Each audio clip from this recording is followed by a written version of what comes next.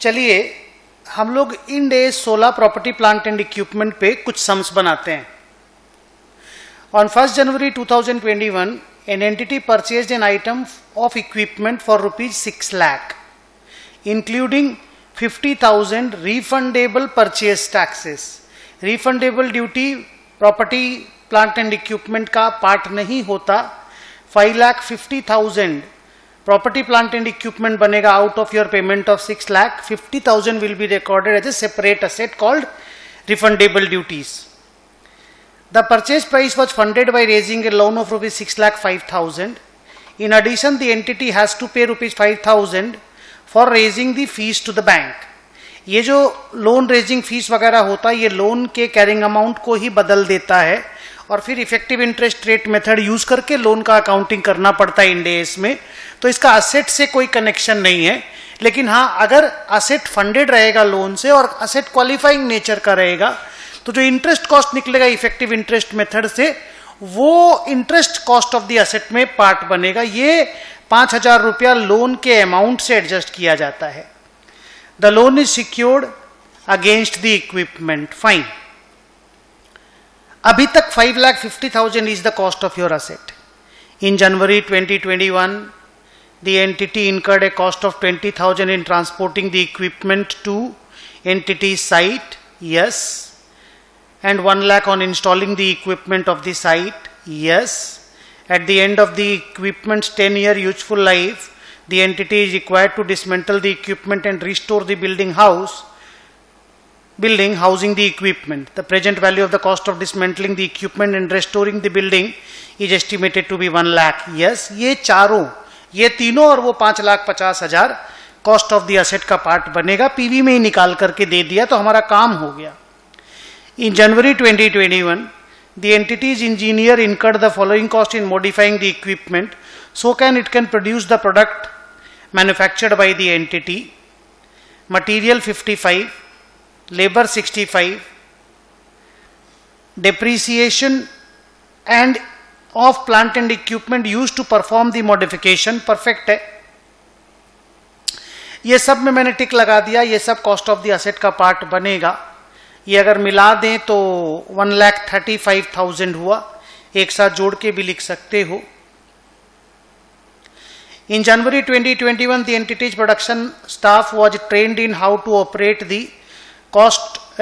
the new item of equipment. The training cost included the cost of an expert external instructor 7,000, labor 3,000,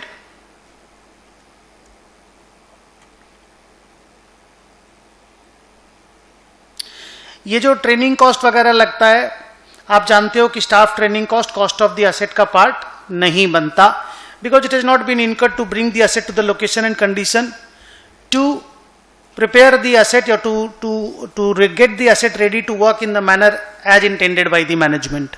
तो ऐसे भी staff training cost को specifically exclude किया गया है. तो अभी तक 550 और वो 4 ठो खर्चा वो 3 ठो खर्चा क्या क्या था मैं एक बार फिर से देख लेता हूं.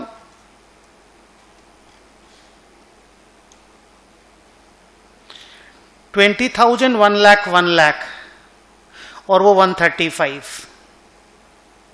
550, 20,000, 1 lakh और वो 135. ये हमारा कॉस्ट ऑफ द असेट है. बाकी नीचे क्वेश्चन देखते हैं क्या बोल रहा है. In February 2021, the entity's production team tested the equipment trial run and the engineering team made further modification to get the equipment to function as intended by the management. Following costs are incurred. Material net of 3,000 recovered from the sale of scrap 21. Actually 24 material लगा 3 क्योंकि scrap से recover हो गया तो वो 21 कर दिया है. हम लोग को 24 और 3 माइनस करना पड़ेगा 24 ऐड करना पड़ेगा तो डायरेक्टली 21 लेने से हुआ. और लेबर 16,000 तो ये जो 37,000 है ये भी कॉस्ट ऑफ द असेट का पार्ट बनेगा. Name is trial run. The equipment was ready for use on 1st of March. However, because of low initial order levels of the entity incurred a loss of 23,000 on operating the equipment during March. Asset ready हो गया, उसके बाद लगा हुआ कोई भी खर्चा asset का part नहीं बनेगा. What is the cost of equipment on initial recognition? तो ये टोटल हमारा कॉस्ट ऑफ द असेट बनेगा भैया, इसके अलावा और कोई कॉस्ट ऑफ द असेट नहीं है।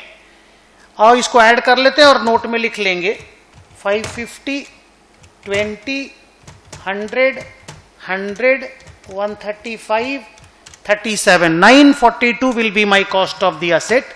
तो जो अपने इंड AS 16 डिटेल में पढ़ोगे उससे आपको पता चल जाएगा कि 942 कैसे आया। और आइए इंस्टीट्यूट का सॉल्यूशन शीट देखते हैं कि उन्होंने इसको कैसे लिखा है सॉल्यूशन को।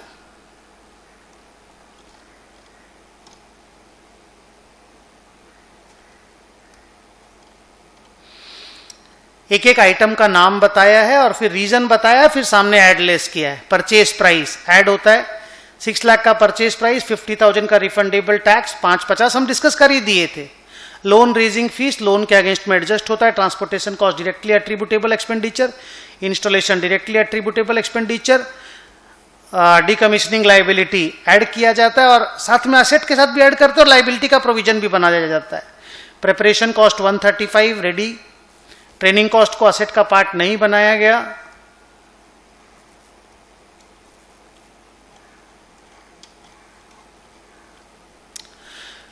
ट्रायल रन का कॉस्ट को 37,000 असेट का पार्ट बना, ऑपरेटिंग लॉस असेट का पार्ट नहीं है।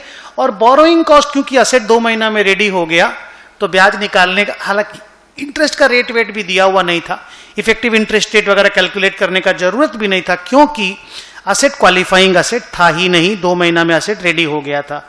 तो बोरोइंग कॉस्ट कैपिटलाइज होने का चांस नहीं है, इसलिए टोटल असेट का कॉस्टिंग 9,42,000 बना। आइए और एक सम देखते हैं। आप क्वेश्चन के नंबर्स में मत जाइएगा, ये नंबर इंस्टीट्यूट के स्टडी मॉड्यूल के नंबर के हिसाब से दिया हुआ है। Company A incurred 20,000 as cost of restoring the site on which the item of PPE was located. This item was used for manufacturing the goods and the requirement for restoring will arise due to manufacturing of the goods. ध्यान रखना, ये जो decommissioning का खर्चा, dismantling, decommissioning, restoring, site को restore करना, environment damage हो गया रिस्टोर करना, ये सब पहले दिन ही प्रोविजन बनाया जाता है, जैसे पिछले एग्जाम्पल में हमने देखा था, और असेट के कॉस्ट के साथ ऐड किया जाता है। उसके बाद ड्यूरिंग द मैन्युफैक्चर, अगर इन्वेंट्री के मैन्युफैक्चर के समय चीजें कुछ खराब होती है और आप रिस्टोर करते हो तो वो इन्वेंट्री के कॉस्ट के साथ ऐड किया जाता है। लिखा what will be the treatment of this 20,000 in the books of the company, analyze on the basis of the provisions of the relevant Ind AS।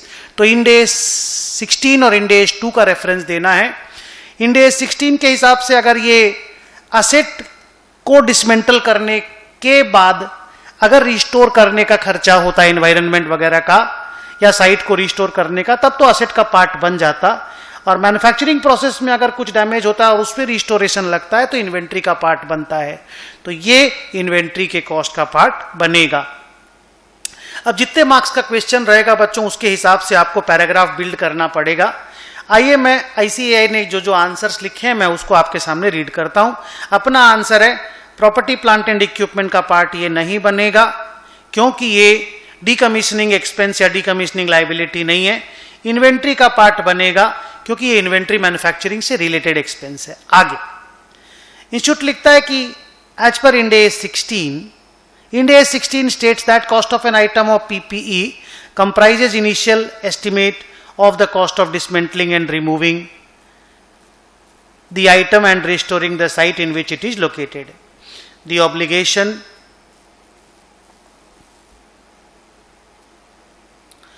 for which an entity incurs either when an item is acquired or as a consequence of having used the item during a particular period of time, particular period for purposes other than to produce inventory during that period.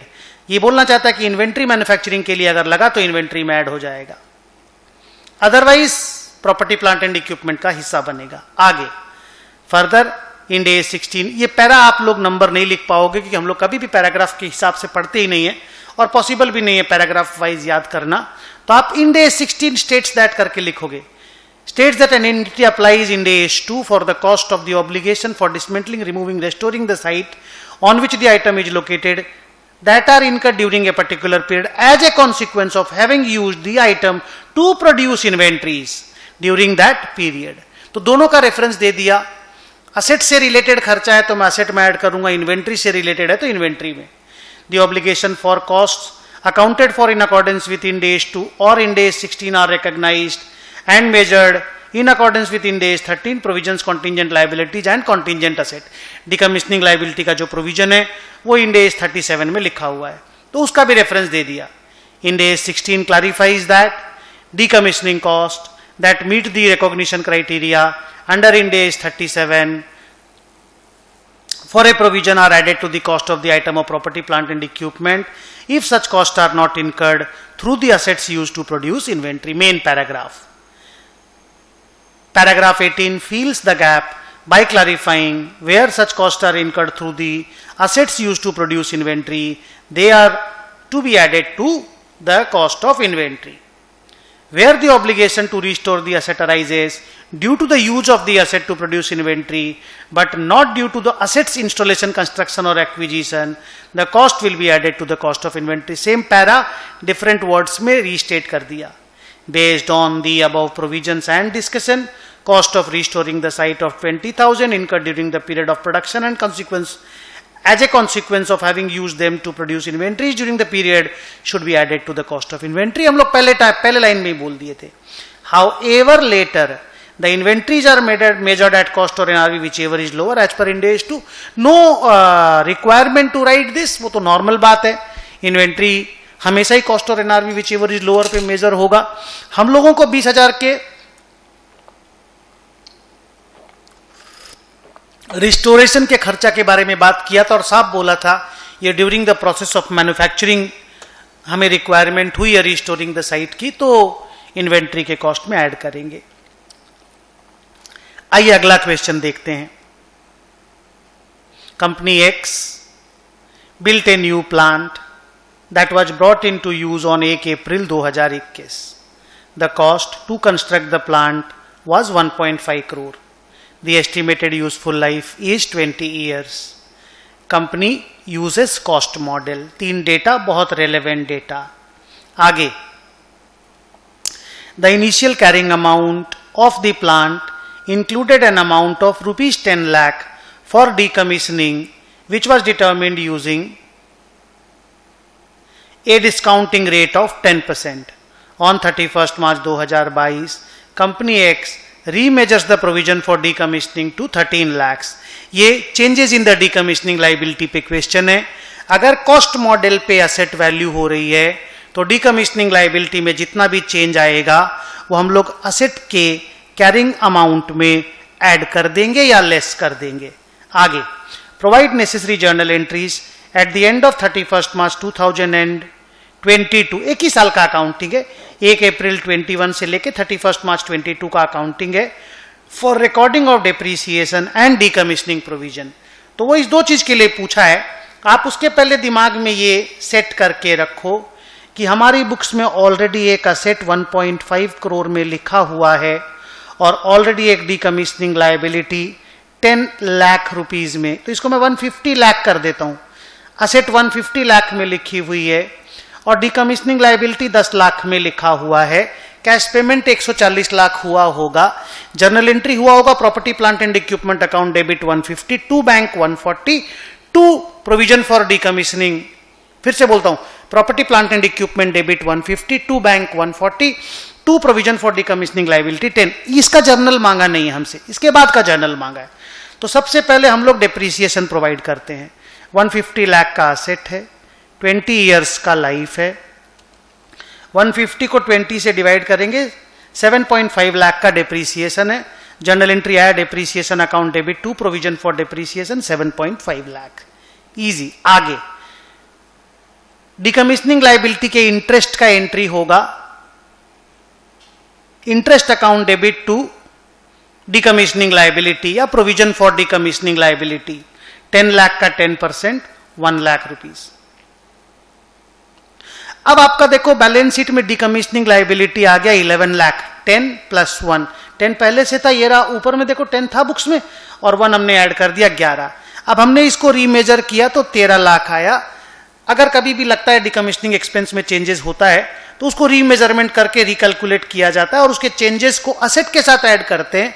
अगर cost model पे asset valued है, और क्योंकि हमारा asset cost model पे है, तो ये जो 2 लाख का चेंजेज है डीकमीशनिंग लायबिलिटी में, डीकमीशनिंग लायबिलिटी बढ़ जाएगा, एसेट का WDV बढ़ जाएगा। तो the journal entry is property plant and equipment account debit to provision for decommissioning liability 2 lakh रुपया। ये 3 जर्नल एंट्री, उन्होंने जर्नल एंट्री मांगा था और तो कुछ मांगा नहीं, डिप्रीशिएशन और डीकमीशनिंग का हम लोगों ने करके दे दिया, प्रैक्टिकल सुंदर छोटा सा सम। आइए नेक्स्ट क्वेश्चन देखते हैं। ऑन 1 अक्टूबर 2021, डेट थोड़ा ध्यान दीजिएगा, XY Limited completed the construction of a power generating facility. The total construction cost was 2 crore. The facility was capable to be used from 1st October, but XY Limited did not bring the facility to use till 1st January. The estimated useful life of the facility at 1st October was 14 years. हम लोगों के पास option नहीं, आप use करें नहीं करें, depreciation 1 अक्टूबर से ही चालू हो जाएगा। आगे, under legal regulations in the jurisdiction in which XY Limited operates, there is no requirement to restore the land on which power generating facility stand to its original state at the end of the useful life of the facility. Legal requirement decommissioning का नहीं है. However, XY Limited has a reputation to conduct its business in an environment friendly way and has previously chosen to restore similar land even in the absence of such legal requirement. तो बोल रहा है legal requirement नहीं है, but हमारा constructive obligation है. There is no legal obligation to restore the site, but we have a constructive obligation because we have been doing that in past. आगे, the directors of XY Limited estimated that cost of restoring after 40 years would be ₹1 crore. 100 lakh बोल रहा हूं मैं एक बार.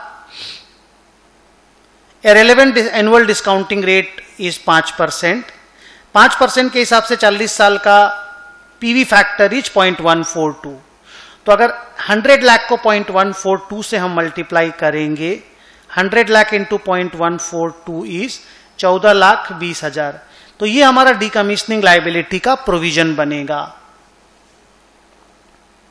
और हम asset के cost को अकॉर्डिंगली बढ़ा देंगे. जो 2 करोड़ है उसको 2,14,20,000 बना देंगे. आगे, अब प्रॉब्लम यह है कि क्या लीगल ऑब्लिगेशन का ही प्रोविजन बनता है कि कंस्ट्रक्टिव ऑब्लिगेशन होने से भी प्रोविजन बनाना पड़ता है.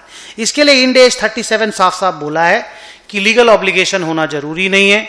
अगर आपके कंडक्ट से, आपके पास्ट परफॉर्मेंस से, आपके राइटिंग से, डॉक्यूमेंटेशन से ये पता चलता है कि आप ये खर्चा इनकर करेंगे, तो that is a constructive obligation, provision बनना चाहिए. आगे, पहला लाइन लिखा कि क्योंकि असेट जिस दिन रेडी हुआ 1 अक्टूबर, डिप्रीसिएशन उसी दिन से स्टार्ट होगा.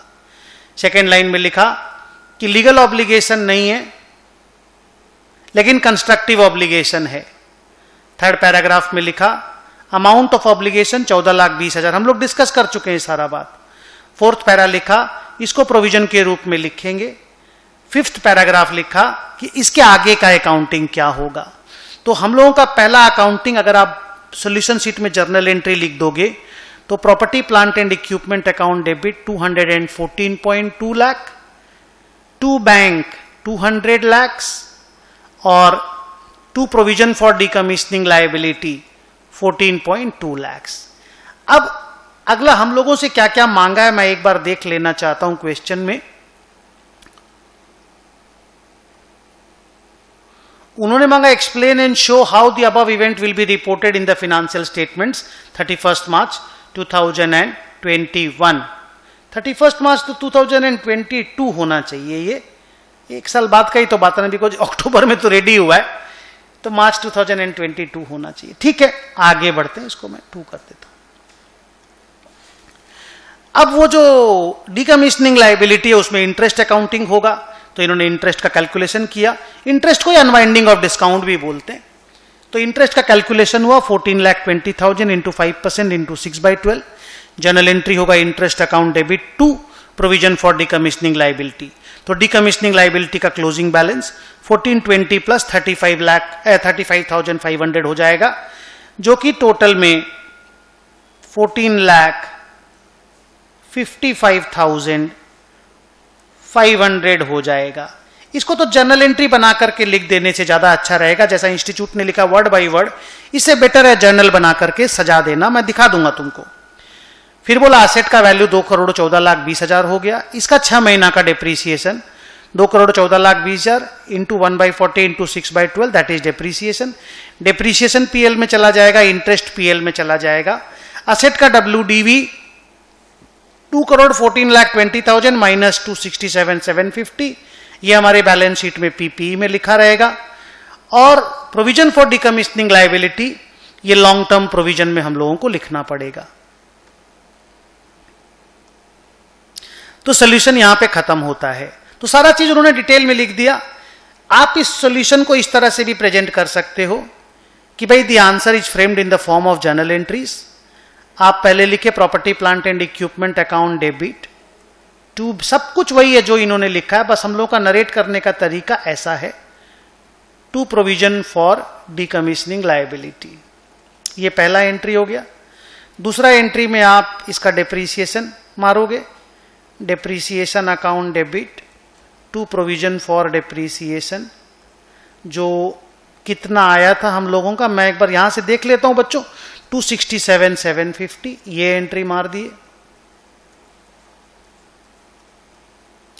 उसके बाद आप इंटरेस्ट का एंट्री मारोगे, interest account debit to provision for decommissioning liability 5% के हिसाब से, इस पे 6 महीना का 35,500।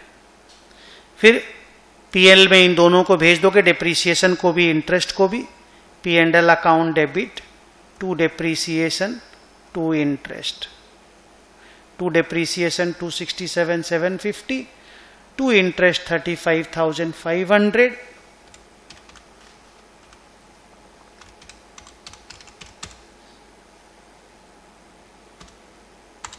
$303,250 आ गया। और उसके बाद फोर्थ या फिफ्थ वर्किंग में आप बोलोगे क्लोजिंग बैलेंस ऑफ पीपीई, वो निकल जाएगा 214.2 माइनस 267,750, 211,52,500। और closing balance of provision for decommissioning liability, ये आ जाएगा 14,20,000 प्लस 35,500, 14,55,500। इसको लॉन्ग टर्म प्रोविजन में दिखा देंगे, ये प्रॉपर्टी प्लांट एंड इक्विपमेंट में नॉन करेंट असेट में दिखा। आप ऐसे करके प्रेजेंट करोगे ना तो आपके लिए इजी रहेगा। इन्होंने एक लाइन को वर्ड बाय वर्ड में लिख करके प्रेजेंट किया है, but both the way of presentation is fine. So with these sums we come to an end of solving some of the sums of property, plant and equipment. Thank you.